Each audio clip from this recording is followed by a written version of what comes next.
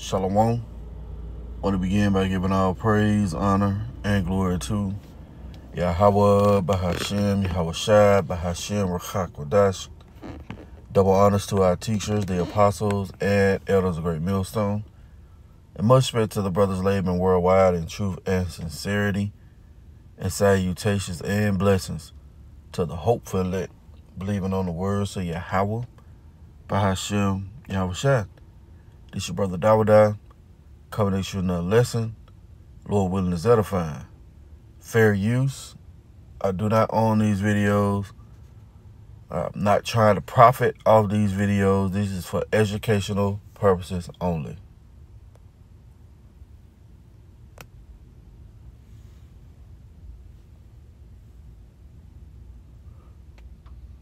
If you're new to this channel, my name is Chris, and on this channel we discuss emergency preparedness, aka prepping.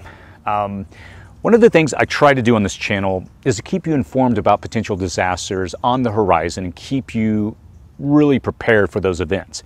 And this upcoming election is one of those potential risks.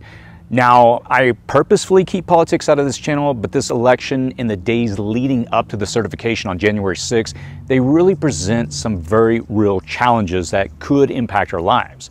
Now, on one side, I'm anxious for the election day to pass so we can move on beyond it and hopefully start bridging some of the divides that we face. But at the same time, I'm a pragmatist. I have serious concerns about what the election might bring. And if you're anything like me, those concerns are weighing on you as well as the day draws near. And there are a lot of potential flare-ups that we could see, and these could happen for 2 months after the election day. So don't breathe a sigh of relief just yet. Now, unlike the last election cycle, this cycle already has over 120 court cases that are currently being litigated, ranging from voter eligibility to mail-in ballots to signatures on ballots to the judicial right to overturn an elected official's certification of results. And any one of those challenges lays the groundwork for post-election day conflicts. Now, additionally, we can expect 3 to 4 times that many cases filed on election day in the rest of that week. And the foundation for questioning the validity of the election is being established now. The seeds of doubt in the fairness of the election are being planted now. And at least some of those seeds will sprout. Whether or not they bloom into anything or they're clipped at the root will remain to be seen. It only takes one case to rise to the Supreme Court, and if that happens, this entire election will be decided by 9 Supreme Court justices.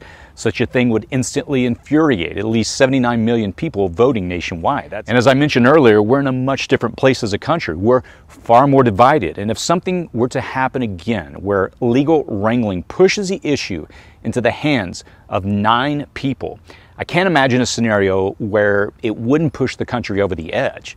But here's the kicker. The government is preparing right now for civil unrest. We've been saying on this show now for more than a year that Trump will likely win in a landslide, but that the deep state will never allow him to be inaugurated as president of the United States on January 20th. The CIA will not allow it. The very same group of people, of course, who doesn't want him to become president because he's going to defund them largely and put them out of business. And now we're hearing from the deep state that the deep state is preparing for martial law in the United States in order to prevent Trump from becoming president. You know, he'll win the election, clearly, by a landslide. It's seemingly was what's about to happen. But January 20th rolls around. This is how you can keep Congress from getting him into the presidency. They're already setting ballot boxes on fire in Oregon, Washington State, in the swing districts where Trump is polling very, very strong. Overnight, Clark County, Washington, had another ballot box set on fire. This in addition to the ones in Vancouver, Washington, and in Oregon. This is the United States of America. You look at this, you'd be like, oh, that's probably happening in some third world country right now. No, that's the United States of America setting ballot boxes on fire in swing areas where Trump is polling really well and doing really well. This is the tolerance, right? This is the tolerance we talk about. Hundreds of ballots up in flames. These areas that were hit in blue states are currently polling very well for Trump. They are swing counties.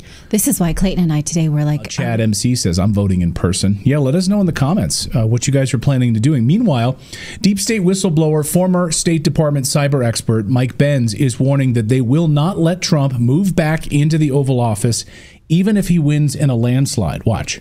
So is your sense that on, say, January 20th, if Trump does win clearly in the election, is your sense that on January 20th, Trump will be inaugurated or no? This period between November 5th and January 6th is going to be extremely intense. If Trump wins, my sense is that you will see street paramilitary, left-wing / never Trump, right even potentially. You're going to see this sort of summer 2020 style riot force start to break out on the streets. The media is going to portray them as pro-democracy groups who are protesting the illegitimacy of the Trump Electoral College victory. So that's going to shut down the country. It's going to start terrorizing people. It's going to start preventing people from being able to communicate. You're going to see pressure put on the social media companies, extreme pressure put on by the Justice Department, put on by the advertiser networks. You're going to see this crisis response. It's going to feel like this country is, it's going to feel like the day after January 6th for 2 months if Trump does indeed win the Electoral College, in order for them to prime the pump for their extraordinary actions on January 6th. All right. And you see the narrative on how everything is being painted. All right. How it can be extreme turmoil. All right. Extreme things to go on after the election. All right. You already have people burning ballot boxes, drop off ballot boxes. You have court cases being set up to push the narrative, all right, on each side that the election, all right, is unfair, man. Well, these are the times that we're headed into, all right, a time of trouble. Matter of fact, let's go to 2 Timothy chapter 3 and verse 1. Know this also, that in the last days, perilous times shall come, right? Dangerous times, man. All right? It says, for men shall be lovers of their own selves, covetous, boasters, proud, blasphemers, disobedient to parents, unthankful, unholy, without natural affection. Yeah, the love of many is waxing cold. Truce makers, false accusers, incontinent, fierce, despisers of those that are good. You seeing those things occur now, man. Well, you had this certain legislation, all right, against so-called conspiracy theorists, all right. Well, we know that's aimed at the prophets of Yahawashi, all right. It says traitors, heady, high-minded, lovers of pleasures more than lovers of the Most High. And again, all those things are occurring as we speak, all right? And it's only going to intensify. It's only going to go greater. But what you're seeing in these 2 videos, these series of videos, all right, is people are getting prepared, physically, not spiritually, right? Carnally, they're getting prepared for the things that are set to come to pass, all right? Well, they setting up the National Guard. This guy said paramilitary type people in the streets, man.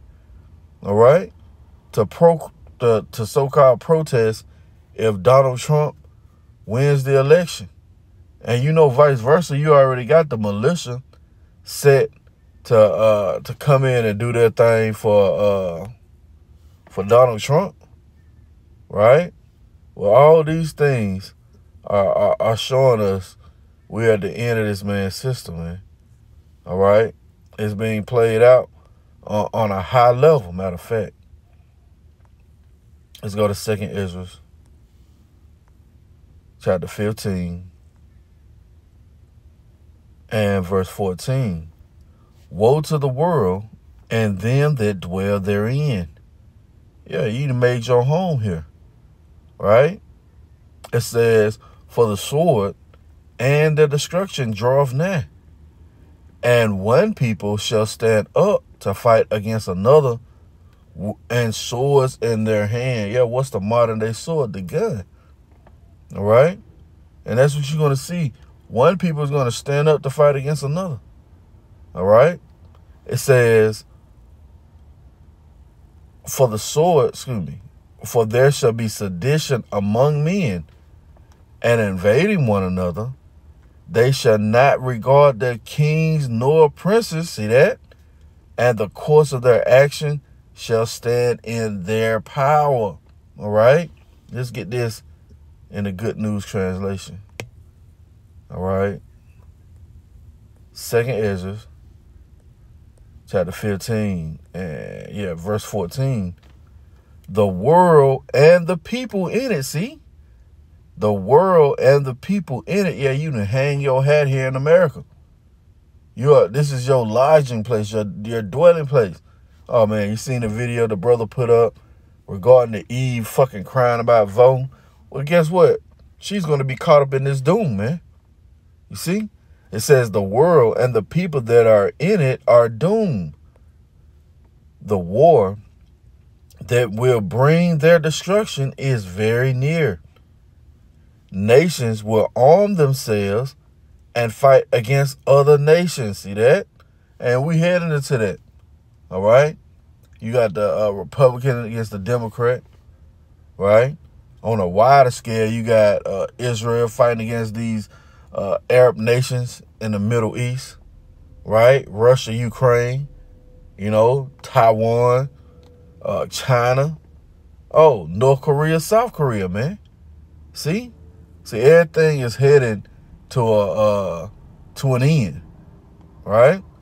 It says there will be great political turmoil. You see that? There will be great political turmoil with one group trying to overpower another and gain control while ignoring the legitimate government. See that? Hey, man, we right there in the midst of prophecy. All right? You're going to have one group stand up and fight against another, man. And they're going to do it in ways that are through the courts, as we're seeing in the video, right? Setting the stage, You're going to also see actual, these things can occur now. We're not saying they're going to occur, but the high probability is there, okay? Well, you're going to have political people in the streets, as the guy mentioned, paramilitary, if Trump wins. And you definitely going to have militia, all right, in the streets if Kamala wins, man. So everything here is divided. We right there, man. It says there will be no longer free access to the cities, right? You heard the term martial law being mentioned. Right?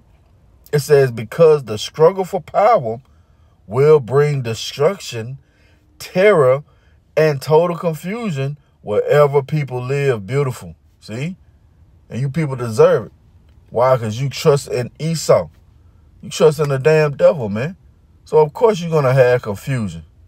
All right? Of course you're going to have turmoil. Of course you're going to have destruction, terror. See? Because you trusting in the wicked, man. All right? Let's go here. Let's go to the book. Because this place is heavily divided. The book of Mark, chapter 3. All right? And verse 24. Let's read it in the NLT. It says, a kingdom divided by civil war will collapse. See that? Let's read it again.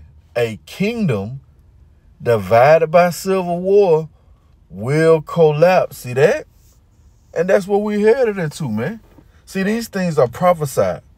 All right? This is biblical prophecy that the Lord is going to create division among Esau. All right? Oh, what's the old saying? Divide and conquer. Well, that's what the Lord is doing. It says, similarly, a family splintered by feuding will fall apart. See that? And whose family is splintering? Esau's family, man. All right? And all the ones who are joining to that house. Again, you hanging your hat here. You at rest here. Well, guess what? You're going to be part of that splintering. It says, if Satan is divided and fights against himself, how can he stand? He would never survive. See that? Yeah, your kingdom is finished, man. All right? The telltale signs of a waning dynasty, as it were. Right? It says, let me illustrate this further. Who is powerful enough to enter the strong man's house? Excuse me, enter the house of a strong man like Satan and plunder his goods? Well, we know in Psalms, it says, who will lead me into Edom? Who will lead me into the strong man's house? Well, guess what? It's Yahawashi. He's causing this division. All right?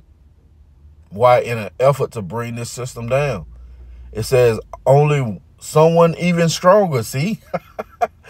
Someone who can tie him up, then plunder his house. Yeah, that's what the Lord's getting ready to do, man.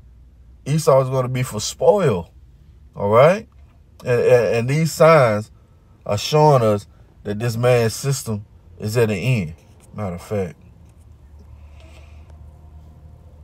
let's go to 2nd Ezra chapter 9. If we can. Right? 2nd Ezra.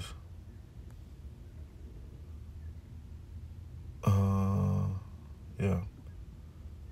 Chapter 9. And verse 1. He answered, consider all these things very carefully. When you see that some of the signs I have told you have appeared, you will know that the time has come when God the Most High will bring judgment on the world he has created. There will be earthquakes, national rebellion, see that? National rebellion, international intrigues, unstable leaders, and confused rulers. When you see these things happening, see, you will know that they are what the Most High has spoken about since the beginning of creation. See, that's it, man. Which is what? Biblical prophecy. All right? So we're seeing unstable leaders. We're seeing confused leaders. And we're about to experience a national rebellion. So it doesn't matter who wins. Biblical prophecy dictates that this place is going to be torn down, man. And it doesn't matter the fashion that it comes in. It's all what matters is the results, man. You see? Verse 5. The beginning and the end of everything that happens in this world are clear. Yeah. See, we can see it, man. Why? Because we've been given that eye salve. The Lord has opened us up to his plans and purposes. The same is true in the world above. Wonders and miracles show the beginning events, and mighty signs show when they end. Some people will escape destruction and be saved by their good works. Yeah, the elect. It says, or by their faith, all of them will survive the dangers. Now, in the KJV, it says by faith and work. So you got to have both. It ain't no or. You got to have both. Because if you have faith, you're going to put it into action. All right? It says all of them will survive the danger. See, we headed into a perilous, dangerous time. See? All of them will survive the dangers I have described and will enjoy the salvation provided in the land that I have set apart from eternity as my own. Yeah, our land, man. All right? Preserved from the said perils. All right? Yeah, man. See, the Lord is wrapping this thing up beautifully. All right? And it's just a matter of time, man. All right? Let's get something to close it out. Let's go to the book of Luke 21. And let's see.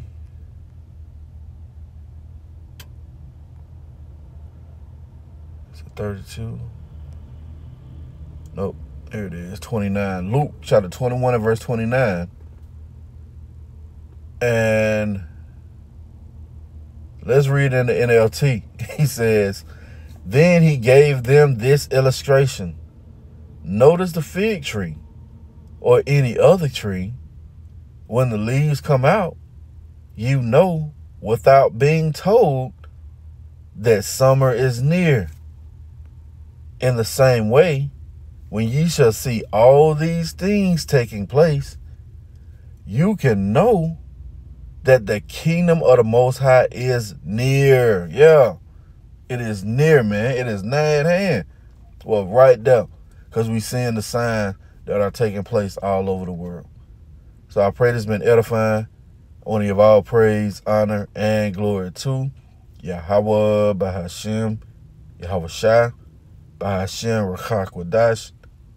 Double honors to our teachers, the apostles, and elders of Great Millstone. Lord willing, coming at you with another lesson. Till the next time I say, Shalom.